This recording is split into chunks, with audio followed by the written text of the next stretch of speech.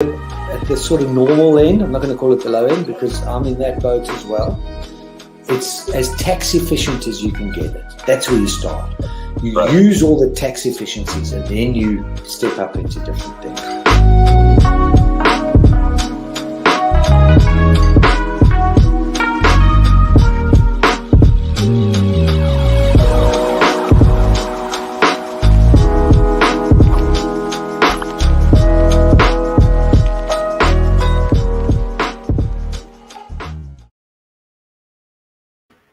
Hi guys, welcome back to the show. It is your girl Sarah right here on Relaks Radio, and I'm super excited to be here because we're talking about we're talking about EU, we're talking about the Brexit, we're talking about all of those things because even though the Brexit kind of feels like old news or it happened such a long time ago, people still have to adjust to some of the changes that are being made with regard to Brexit and all of these other changes that are taking place as well, right? These post Brexit immigration rules, the new safety standards that are there, these complications that basically exist when you're married to someone else who isn't a British citizen but is in fact a citizen in one of the EU countries.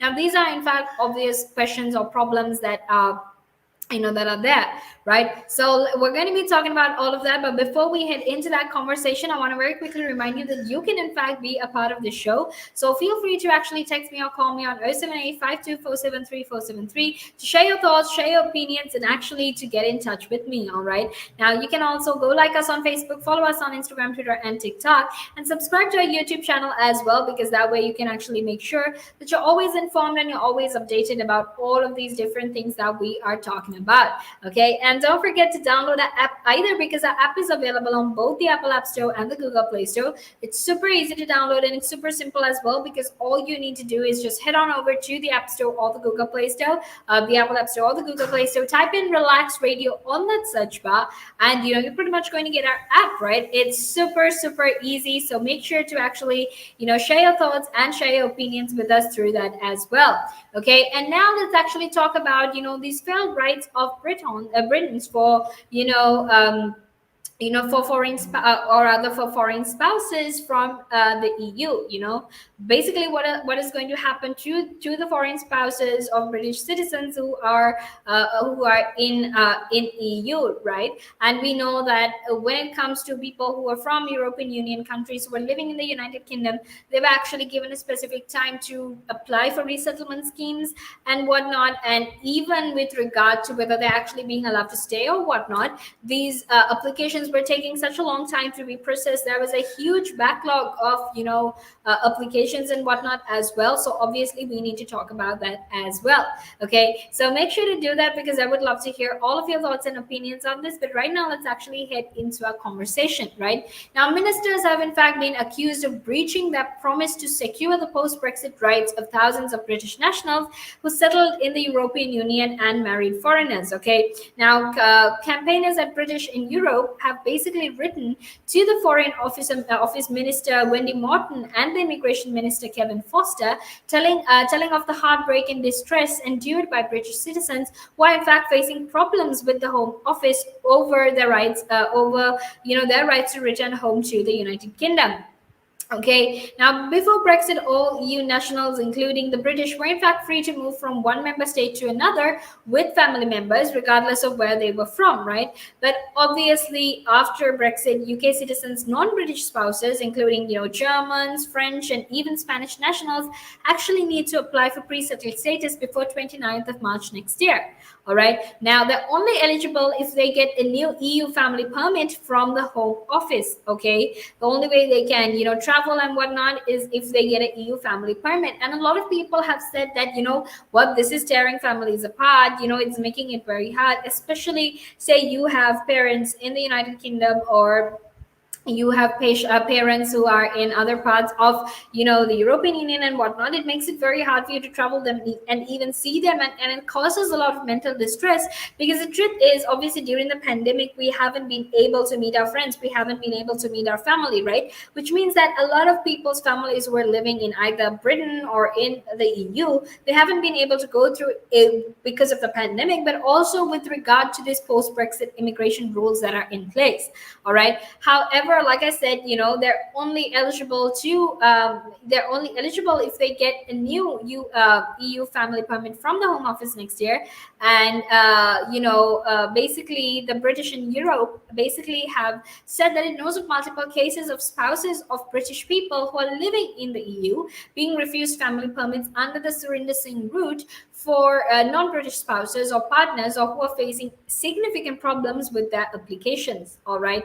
So basically, that is what's happening, and it's absolutely heartbreaking as well. Now, it actually told Morton that the examples were precisely the kind of situations we knew British citizens and their families would face following the loss of our EU rights, and why we asked for a grace period. Okay, so that is what the conversation seems to be about. Now, make sure to stay tuned, because we're actually going to head into a small break, and after that we will be back to discuss this further. So obviously, until then, make sure to stay tuned.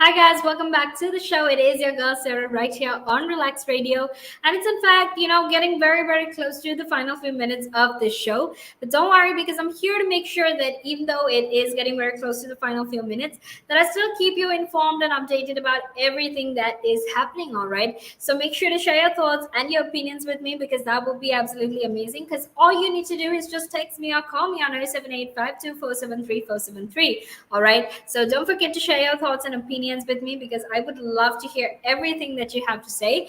But also, before we head back into our conversation, I want to very quickly remind you that if you want to be updated about the very, very latest news, all you need to do is to go follow us on our socials. Right, you can like us on Facebook, you can follow us on Instagram, Twitter, and TikTok, and also subscribe to our YouTube channel, because that way you can actually make sure that you're always updated about everything. Right, and don't forget to download our app either, because our app is available on both the Apple App Store and the Google Play Store. And if you want to be informed about all of this, well, then the best way for you to actually do that is by downloading our app as well.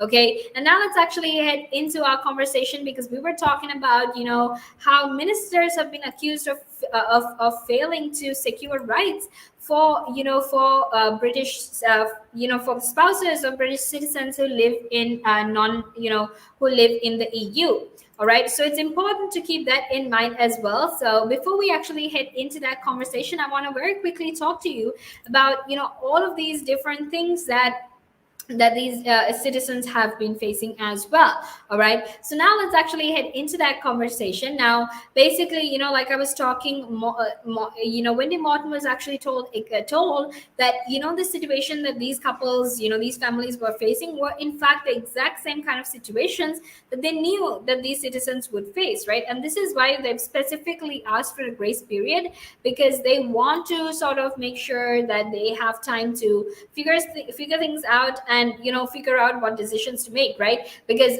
moving to a new country, or moving to the European Union, or to the or to the United Kingdom, is in fact not a decision that you can take overnight, right? Obviously it takes time, and you obviously have so many things to figure out. So it's not like these people can fill out these applications and have these forms processed as soon as they can. And it's very, very unfair on them as well, right? Because all of a sudden, just because we have decided to leave the EU, we can't suddenly expect all of these people to give up pretty much everything that they did, and get in line with all of the rules and whatnot, right? So obviously that takes a lot of time. Now, during the passage of immigration bill, your ministerial colleagues Kevin Foster and Baroness Trafford actually gave assurances to other MPs and peers that such families' futures were in fact safe, right?